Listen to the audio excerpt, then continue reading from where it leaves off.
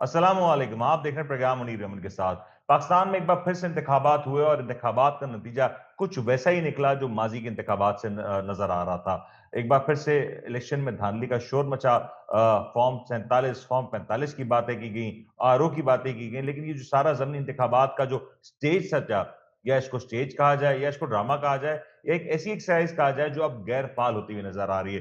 पाकिस्तान में वैसे तो जमहूरियत है, लेकिन क्या ये जमहूरियत की असल रूह है कि जब इंतखाबात हों तब अवाम पोलिंग बूथ्स में ना हो? और क्या ये इंतखाबात होंगे कि जब ये इलेक्शंस हों और 45 और 47 की जंग हर बार देखी जाए? इसी हवाले से गुफ्तगू हमारे साथ ज्वाइन करें सीनियर साहब निगार ज्वाइन करेंगे इस्लामाबाद से जनाब रिजवान शाह साहब। शाह साहब अस्सलाम वालेकुम। जी वालेकुम अस्सलाम। शाह साहब, मुबारक हो एक बार फिर से कौम को कि एक बार फिर से पाकिस्तान में इलेक्शंस हुए और फिर कोई तब्दीली ना हुई। कौम को मुबारक हो। मतलब कौम का इसमें क्या काम है? मतलब ये तो इलेक्शन एक प्रोसीजर दिखाया जाता है कि कौम वोट डाल रही है, लेकिन आगे फिर कौम तो होती नहीं ना। कौम तो खाली बस वोट डालती है, हम्म। लेकिन वो बैलेट बक्सों में से वो कौम नहीं निकलती है, कोई और निकलता है। तो इसमें कौम को तो मेरा ख्याल है मुबारकबाद ही। वही पैटर्न है, वो कहते हैं ना कि वो न न वो बदला, न दिल बदला, न दिल की आरजू बदली। मैं क्यों कर एतबारे इनकलाबे आसमां कर लूं। तो बात तो वही है कि सबको पता है कि फार्म 45 और फार्म 47 का जो एक रस्साकशी चल रही थी वो अभी तक जारी है, और फार्म 47 जीतता जा रहा है बस। और क्या हो रहा है पाकिस्तान के अंदर? साहब, ज़िमनी इलेक्शंस में आम तौर पे देखा जाता है कि जो मौजूदा हुकूमत होती है, उसी के हक में तमाम तर जो ज़िमनी इलेक्शंस होते हैं, वो नज़र आता है उसका नतीजा। लेकिन इस बार पंजाब में तो ये ट्रेंड काफ़ी हद तक देखा गया। ये इस लिहाज से भी देखा गया कि शायद पीएमएलएन इकलौती ही उस रेस में दौड़ रही थी। लेकिन हरिपुर में एक जो नतीजा आया, उसने इस पूरे सीन को तब्दील कर दिया, माहौल को तब्दील कर दिया। देखें, बात बात पहली तो यह है कि इस ज़िमनी इंतखाबात को थोड़ा समझना पड़ेगा। इसमें पाकिस्तान तहरीक इंसाफ का बायकॉट है, और जहाँ पर पाकिस्तान मुस्लिम लीग नून के उम्मीदवार हैं, वो आपको पता है कि वो एक कंप्रोमाइज के तहत पीपल्स पार्टी के साथ आए हैं। और पीपल्स पार्टी और नून के देखा जाए तो पर्दे के पीछे वो मुश्तरका उम्मीदवार ही हुए, या रजामंदी के साथ वो उम्मीदवार हुए। तो वो जाहिर बात है, नजर आ रहा था कि जब मुकाबिल कोई नहीं है, बाइकआउट है, तो डेफिनेटली उसी पार्टी ने जीतना था जो पार्टी बाइकआउट के बाद सबसे मजबूत नजर आती थी। तो हुकूमती पार्टी ने जीतना था। वो तो कोई एक मतलब इतनी हैरत की बात नहीं है। हाँ, हैरत की बात यह जरूर है कि जो टर्न आउट है उसने साबित कर दिया है कि कहीं पे आप देखें, 15 का टर्न आउट, 12 का टर्न आउट, 10 का टर्न आउट, 20 का टर्न आउट, ये टर्न आउट नहीं है, ये सबको पता है। क्योंकि जिमनी इंतखाबात में हमेशा टर्न आउट कम ही होता है। लेकिन हुँ। इतना कम टर्नआउट ये भी समझाता है हमें कि बेसिकली अभी भी अपोजिशन की जो है वो उसमें कुछ ना कुछ जान बाकी है। तो ये चीज़ें हमें नज़र आती हैं। बाकी अगर जो है वो हो, एक तगड़ा मुकाबला हो और दोनों को खेलने की इजाज़त दे दी जाए और प्लेइंग फील्ड दोनों के लिए एक जैसी हो, तो फिर हम कहेंगे कि कोई इलेक्शन हुआ है और कोई नतीजा आया है। लेकिन लेकिन शाह साहब, आप जो बात कर रहे हैं मुकाबला हो, पीटीआई ने तो पहले खुद से ही इस हवाले से अपने आप को दूर कर लिया कि हम नहीं इस इलेक्शन का हिस्सा बनते, कि वो कहते हैं कि जो सीट्स हमारी थी, जिसको हमारी कैंडिडेट्स को डिस्क्वालीफाई किया गया, ये भी कहते हैं गैर आईनी तौर पे किया गया। चलें, पंजाब में आपका ये स्टांस था, यही स्टांस आपका केपीके में होना चाहिए था, लेकिन क्योंकि वो अपना सूबा था, वहां पे केपीके को लगा कि नहीं, यहाँ तो हमारे पास एक कंफर्टेबल पोजीशन है। वहां केपीके ने उमर अयूब साहब की सीट पे उन्हीं की एलिया को देखिए, टिकट ये भी दिया, ये जो इलेक्शंस भी अपना हुए। सूबा और अपना इलाका, ये मेरा ख्याल है एक छोटी सी जो है ना, मतलब के सोच वाली बात हो जाती है। ये अपना नहीं, ये पाकिस्तान की बात करें, नहीं, ठीक नहीं, है। शाह साहब, तो ये जब आप कहते पाकिस्तानी हैं कि पॉलिटिक्स में नहीं अपने है कि सूबे के अंदर पीटीआई, देखिए जिस ना, सूबे जब में आप आपकी कहते हैं कि हुकूमत हो। अपने सूबे के अंदर, नहीं नहीं, जब आप कहते हैं ना कि अपने सूबे के अंदर पीटीआई, तो भाई अपने पाकिस्तान के अंदर वो पीटीआई को क्यों, वो प्लेइंग फील्ड नहीं है जो उनके अपने सूबे में है? और चलें, फिर अपने ये जो आप अपने कह रहे हैं सूबे ना, में जो प्लेइंग आप फील्ड जिस थी, तरफ निशानदेही नतीजा करना क्या चाह रहे निकला? हैं हरिपुर के इलेक्शन के अंदर, हरिपुर के इलेक्शन के अंदर जो आप निशानदेही करना चाह रहे हैं, देखें उधर आप जरा समझने की कोशिश करें। उसके अंदर सूबाई हुकूमत का अमल दखल नहीं होता इलेक्शन के प्रोसेस के अंदर, ना गिनती के अमल में, ना वहां पे किसको डिप्यूट करना है, आरओ कौन होंगे, रिटर्निंग ऑफिसर, और जो है ना वो आपके जो बाकी उधर स्टाफ बैठा है, वो सारा पोलिंग स्टाफ जितना भी होता है नीचे से लेके ऊपर तक, वो सारा इलेक्शन कमीशन ऑफ पाकिस्तान के पास होता है। इसमें सूबे का कोई अपना फिर क्या वो, सिलसिला नहीं होता, शाह साहब, क्या वो कहीं अमल और दखल नहीं सूबे से होता, आते हैं सूबा लोग, इसके अंदर क्या कहीं और असरअंदाज के नहीं लोग हो होते हैं? सकता। क्या वो जी। कहीं और से आते हैं, किसी और मुल्क से लाए जाते हैं, कहीं और प्लेनेट से लाए जाते हैं? अपने ही लोग होते हैं ना। तो अगर आप ये कहें कि नहीं जैसे पीटीआई की तो लीडर्स फिर ने आप देखा। मुनीर साहब, जब आप ये बात कर रहे हैं, तो फिर आप फॉर्म 45 लेकर जो लोग वहां पर फिर रहे हैं, वो क्या लावारिस हैं? वो क्या गैर गैर सर मुल्क से आए सवाल हुए हैं? ये है वो कि अगर वो दूसरे मुल्कों लावारिस से नहीं आए है हैं? तो अपना वोट क्यों नहीं सेव कर रहे? वो फॉर्म 45 किसने तैयार करके दिया हुआ है? वो मैंने आपने किया हुआ है। वो उन्हीं रिटर्निंग ऑफिसर के साइन हुए में ना। उसके बाद फिर जब देखा सिचुएशन ये है, साफ नजर आ रहा है नताइज के ऊपर क्या चल रहा था, एक रेशो, और यकदम जो रेशो चेंज होना शुरू हो गया। ये छोड़ें, ये लंबी बहस है, इसके ऊपर फायदा नहीं है। बहरहाल ये शाह सिंपल बात है कि फॉर्म 47 दोबारा जीत गया। बस अगली बात करते हैं, आगे साहब, चलते हैं। बिल्कुल अगली बात करते हैं। मुझे एक बात बता दें। एक एक सीट का इलेक्शन था, अगर मैं केपीके की बात करूं, उस एक सीट का नतीजा अगर केपीके की पूरी कयादत मिलकर उसको महफूज ना बना सकी, अपेरेंटली जिस सूबे में उनकी अपनी हुकूमत है और अब एक नया वजीर आला है, अगर यही काम अली अमीन गंडापुर के दौर में हुआ होता तो फिर क्या कहा जाता कि कॉम्प्रोमाइज है, मामला तय है, पीछे से बैकडोर रवाबित है और ये सब कुछ हो गया। आज सुहेल अफरीदी के दौर में ये सब कुछ हो गया, तो फिर पीटीए की क्यादत कहां खड़ी है? देखिए, बात यह है कि मुतराजा बनाया जाता है। अली अमीन गंडापुर क्योंकि वो दोस्त बन गए, तो फिर वो मुतराजा नहीं है। और जो है ना, वो सोहेल आफरीदी अगर दोस्त बनने को तैयार नहीं है और वो किसी असूलों पे कड़े हुए हैं अपनी पार्टी के, तो वो फिर उसके साथ जो है ना, वो जो कि उसको मुतनाज़ा बना दिया जाए। फिर मैं दोबारा बता रहा हूँ, आपके ख्याल से सोहेल आफरीदी साहब को क्या करना चाहिए था उधर के? वो तोपखाने लेकर आ जाते सूबाई हुकूमत के, वो पुलिस उधर की लेकर आ जाते, उधर डंडे सोटे चला देते। देखें, बात यह है कि ये एक कानूनी तरीके से चीजें होती हैं और कानूनी तरीके से ही होती हैं। ठीक है ना? सूबाई हुकूमत का मतलब ये नहीं है कि वो एक सूबे के वो हैं तो वो आकर चढ़ाई कर देंगे। सामने सबको नजर आ रहा है। इलेक्शन एक ऐसी चीज होती है जिसमें अवाम जो है वो जज होती है। अवाम को सब नजर आ रहा है कि कितने वोट पड़े, कितने वोट अनाउंस किए गए हैं, फॉर्म 47 का क्या डिफरेंस है, वो सबको अवाम को नजर आ रहा है। और ये अच्छा कोई साहब। जंग तो नहीं है ना। इलेक्शन देखें, कोई जंग तो नहीं है। सर इलेक्शन अगर मेरी जंग होती तो नवाज शरीफ साहब क्या हारे नहीं थे हरिपुर साइड से? सर क्या मैं वो आपकी हारे नहीं बात थे उधर सर से? मैं आपकी बात है तस्लीम ना? भी तो कर। ये जंग नहीं है, इसको जंग ना बनाएं आप। सर इसको आप एक इलेक्शन ही रहने दें। हाँ, अफसोसनाक बात यह है कि इलेक्शन की शफाफियत पे फिर सवाल उठे हैं। ये एक जो है ना, काबिल अफसोस और काबिल मजम्मत बात है। सर ये तो शफाफियत तो पाकिस्तान में शायद अब तस्वुर ख्वाबो ख्यालों की बात रह गई है। लेकिन शाह साहब मुझे एक बात बताएं। देखिए ना, मेरी एक तरफ आप बात कर रहे हैं कि इलेक्शन को जो है ना इस तरह माना नहीं गया, दूसरी तरफ नहीं आप नहीं, कह रहे हैं मैं शफाफ इलेक्शन एग्जैक्टली के वही ऊपर कह रहा जो हूँ है ना शाह साहब, जो हुआ भी नहीं है। आपको मैं एग्जैक्टली वही कह आप रहा हूँ। अपनी बात की खुद ही नफी कर रहे हैं यार, नहीं नहीं मुनीर सर, मैं साहब। बिल्कुल नफी नहीं कर रहा। लेकिन मेरा सवाल ये है कि पीटीए की पूरी क्यादत मिलके उस सूबे में जहां उसकी अपनी हुकूमत है, वहां एक सीट का इलेक्शन उसको प्रोटेक्ट नहीं कर पाती, तो मैं दो देखें, सवाल मेरी यहाँ बात खड़े होते सुने हैं ना। सर। सर सवाल सुन मेरी ले, खाली बात सुने, सवाल। वो प्रोटेक्ट उन्होंने किया है। उन्होंने इलेक्शन प्रोटेक्ट किया है। वहां पर ना हुकूमती मशीनरी है उनकी सूबाई, ठीक है ना, ना उनके सूबाई नामजद सर किए हुए लोग बैठे हुए हैं। मेरा मेरी सवाल बात पहले सुने पूरी होने शाह दें। साहब। मेरी शाह बात पूरी होने दें। ठीक है। साहब। और एक एक बात यह है कि अगर आप वहां पर फॉर्म 45 देखें, तो फॉर्म 45 पे आपको नजर आ जाएगा कि क्या रिजल्ट था। तो आप किस तरह कह सकते हैं कि उन्होंने वो नहीं किया? कि मतलब आपका ख्याल ये है कि अगर वहां पर पीटीआई वैसे हारने लगी है, तो वो सोहेल आफरीदी साहब ट्रक लेकर आ जाएं उधर लोगों के, और वो कहेंगे नहीं दोबारा वोटिंग करवाओ, या इसके अंदर दोबारा जो है ना वोट डलवा दो, एक्स्ट्रा डलवा दो? नहीं, पीटीआई का दावा यह है कि वो वहां पर इलेक्शन जीत चुके हैं और वहां पर धांधली की गई है। फॉर्म 45 के मुताबिक वो जीते हुए हैं, जिसका फॉर्म 45 इस वक्त सोशल मीडिया के ऊपर भी गर्दिश कर रहा है। बहुत से टीवी चैनल्स भी इसके ऊपर सवाल उठा रहे हैं। और फॉर्म 45 में उन्हें हरा दिया गया। तो ये तो एक सिंपल फार्मूला है जिसको आप खुद भी मान रहे हैं। आप भी एंडोर्स तो करते हैं ना उसको। सर आप मैं तो मेरा फॉर्म अर्ज 40 तो सुन ले, मेरा आप सवाल ही फॉर्म मैं। 47 की हमेशा हिमायत करते हैं ना, तो अभी भी आप कर रहे हैं हिमायत उसकी। सर मैं तो सिंपल सा सवाल कर रहा हूँ, ना मैं किसी की हिमायत कर रहा हूँ ना मुखालफत कर रहा हूँ। मेरा सिंपल सवाल ये है कि अगर एक इलेक्शंस को पीटीआई, एक सीट के इलेक्शंस को प्रोटेक्ट नहीं कर सकती पीटीआई की मौजूदा क्यादत, तो मुझे ये बता दें, ये दो सवालात का जवाब दे दें नहीं, कि क्या प्रोटेक्ट इस कर क्यादत दिया से ना उन्होंने। सवाल मतलब नहीं, मुझे आप शाह ये साहब समझ सवाल नहीं तो आ होने रही, देना। शाह साहब वहां पे सवाल क्या तो होने हुआ है? देना। मतलब वहां पे लड़ाई शाह साहब दंगे सवाल फसाद हो गए, प्रोटेक्ट शाह किया है साहब उन्होंने, सवाल शाह पुरअमन साहब हो गए। सवाल तो कर लेने देना मुझे। इस नाचीज को सवाल तो कर। वो क्यादत कैसे इमरान खान को जेल से बाहर निकालेगी? वो क्यादत कैसे आइंदा इलेक्शंस के बारे में इंश्योर कर सकती है कि आइंदा इलेक्शंस में फिर इस तरह का कुछ ना हो जाए कि जिस तरीके से एक सीट की प्रोटेक्शन ना की जा सकी? तो सर कैसे होगा? ये बड़ा मुश्किल टास्क अच्छा, है सुहेल थोड़ा सा आफरीदी साहब आप के लिए।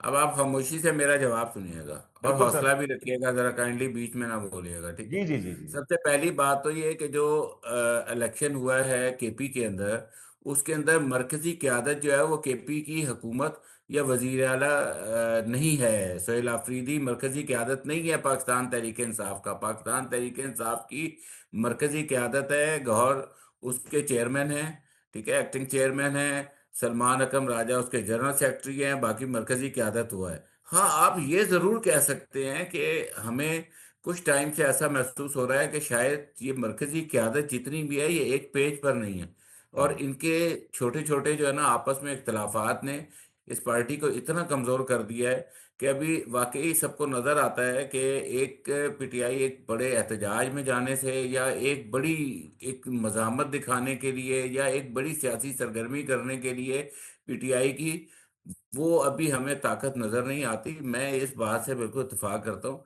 कि पीटीआई के आपस के इख्तलाफात ने शायद उनके सियासी एजेंडे को कमजोर कर दिया।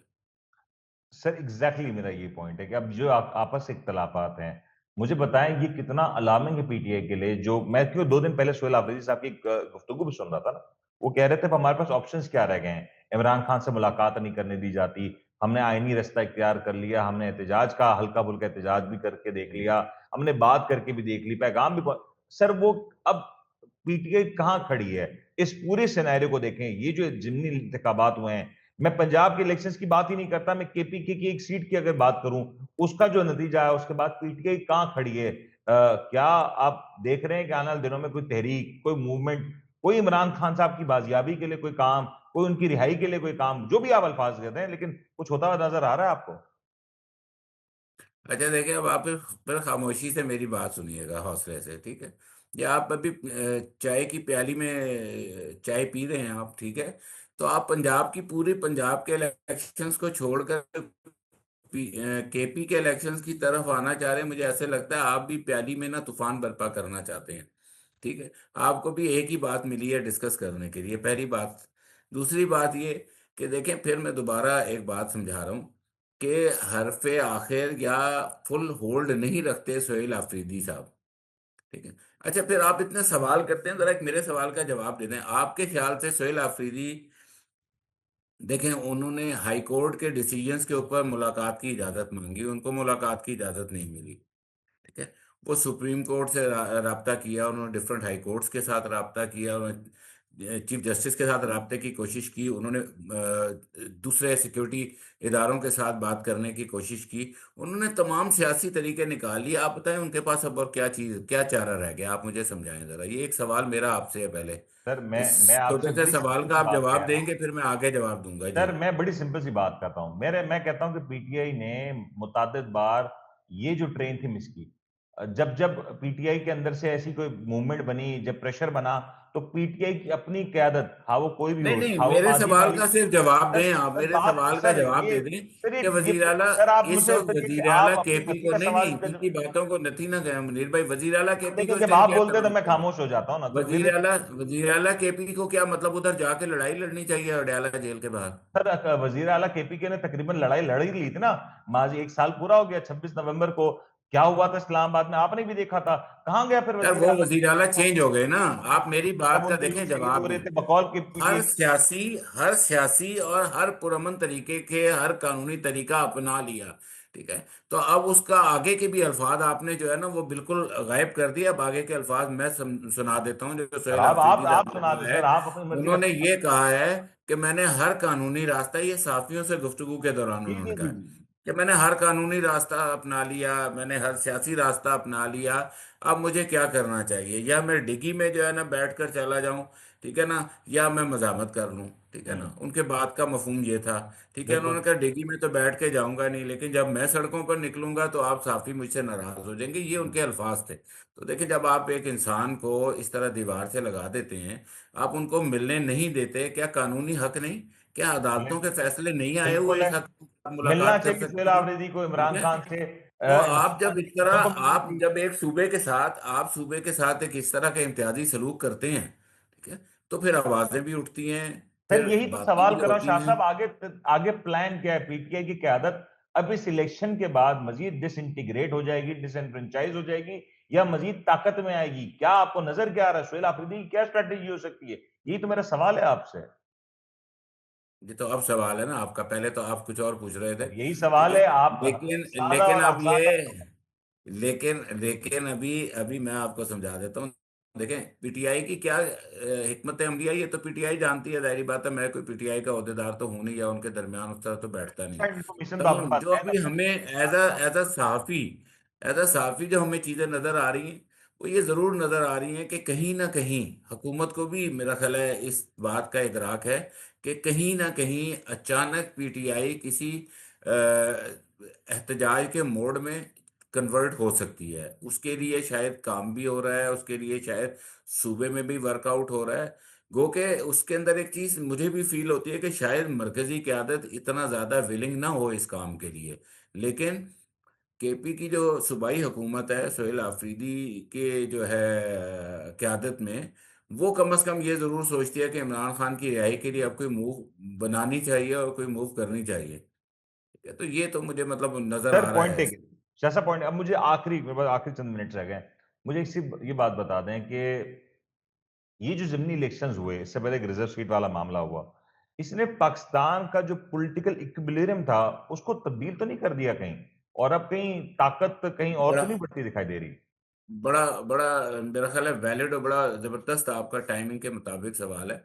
देखें, मुझे जो बहसीत साफी जो मुझे नज़र आ रहा है, मुझे ये नज़र आ रहा है कि जैसे जैसे ये ज़िमनी इंतखाबात के नतायज आए हमें, और इसके अलावा जब मखसूस नशिस्तों के फैसले हुए, उसके बाद हमें ये महसूस हुआ कि पाकिस्तान मुस्लिम लीग नून उसकी पोजीशन बेहतर होती गई है कौमी असम्बली के अंदर। और अब ज़िमनी इंतखाबात की जो उनकी मज़ीद सीटें ऐड हो गई हैं, उससे हमें अब ये महसूस हो रहा है कि शायद आस्ता आस्ता पाकिस्तान पीपल्स पार्टी को रेलिवेंट किया जा रहा है।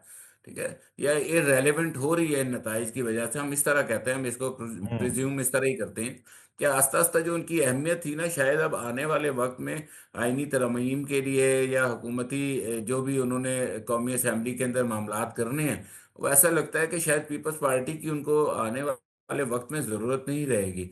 उस सूरत में मुझे ऐसा लगता है कि मौलाना फजलुर रहमान की अहमियत कुछ बढ़ जाएगी, क्योंकि उनके कुछ वोट्स हैं। बाकी एमकेएम तो आपको पता है कि वो घड़े की मछली है, जब हाथ डालें निकालें और जो है ना खा लें। ठीक है। तो मुझे ये लगता है कि आस्ता आस्ता पीपल्स पार्टी शायद अपनी सियासत की वजह से या शायद अपनी हिकमत अमली की वजह से, मेरा ख्याल है कि वो बैकफुट पे चली गई है, और आस्ता आस्ता वो आइसोलेट होते होते शायद वो सूबे सिंध तक ही महदूद हो जाए। सर आपने सूबे सिंध की बात की, लेकिन क्या आपको सूबे सिंध की वो शक्ल भी नजर आ रही है? क्योंकि अब 28वीं तरमीम की बातें बहुत की जा रही हैं। एमक्यूएम की आपने बात की, तकरीबन हर दूसरे दिन एमक्यूएम प्रेस कॉन्फ्रेंस करती है, मामलात की बेहतरी या नए सूबे का मुतालबा हो रहा होता है।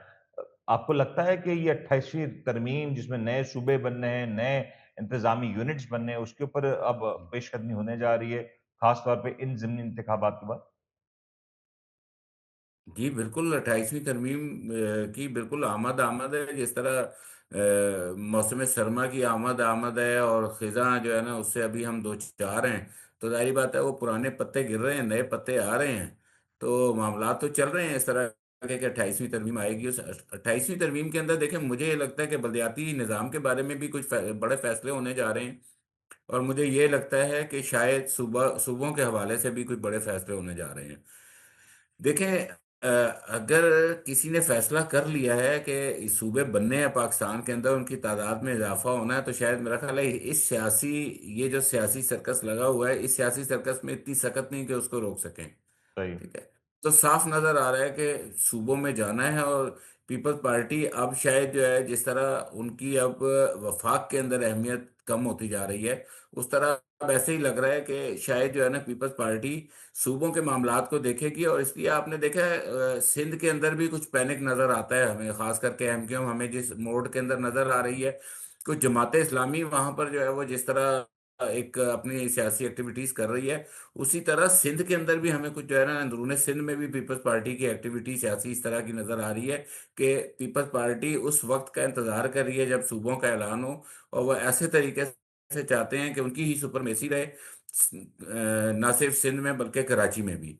तो ये इसके अंदर हमें एक मतलब से तब्दीली नज़र आ रही है। ताहम पंजाब के अंदर हम ये देखते हैं कि पंजाब में सूबे बने ज़्यादा हों सूबों की तादाद, तब भी कोई फ़र्क नहीं पड़ता, और इसी तरह बलूचिस्तान में भी अगर सूबों की तादाद बढ़ती है, तो बलूचिस्तान तो ऑलरेडी हमें पता है कि किस तरह सिक्योरिटी इदारों के कंट्रोल में है, वहाँ पर लॉ एंड ऑर्डर की सूरत हाल किस तरह की है।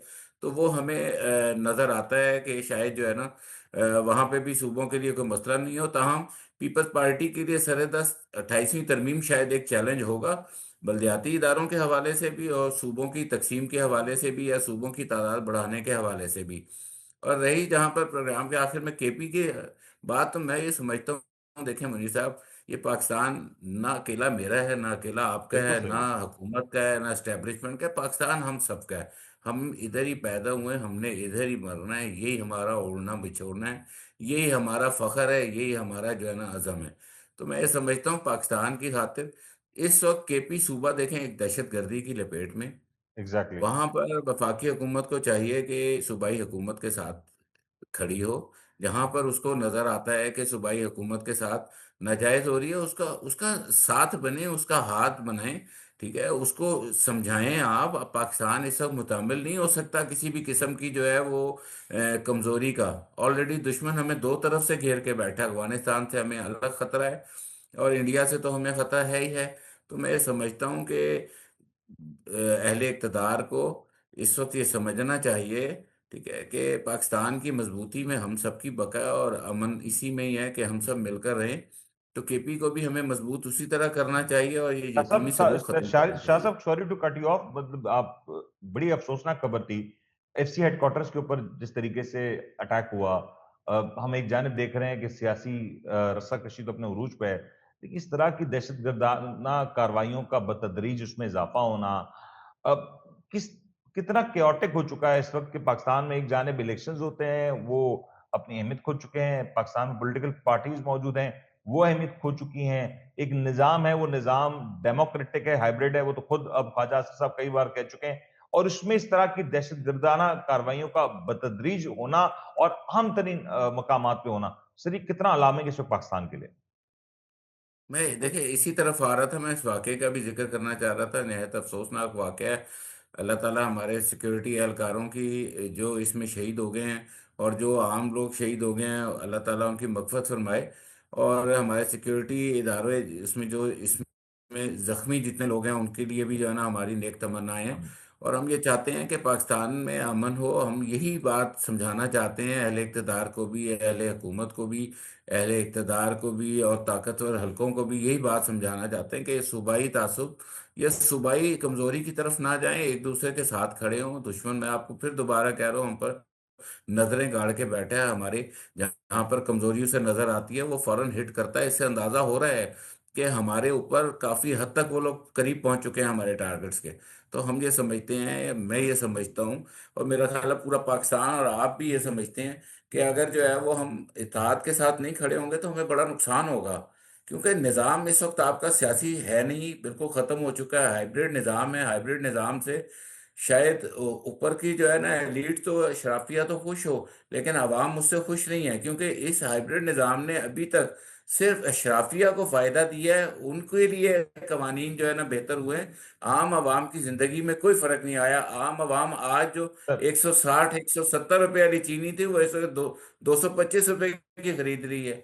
ठीक है, पेट्रोल अभी तक जो है ना महंगा होता जा रहा है। सोना आपकी देखें कहाँ कीमत जा रही है। तो मैं समझता हूँ कि इन सारी चीज़ों को दुरुस्त करके आम आदमी की ज़िंदगी को संवारे, ताकि पाकिस्तान आगे तरक्की करे और कायम दायम रहे।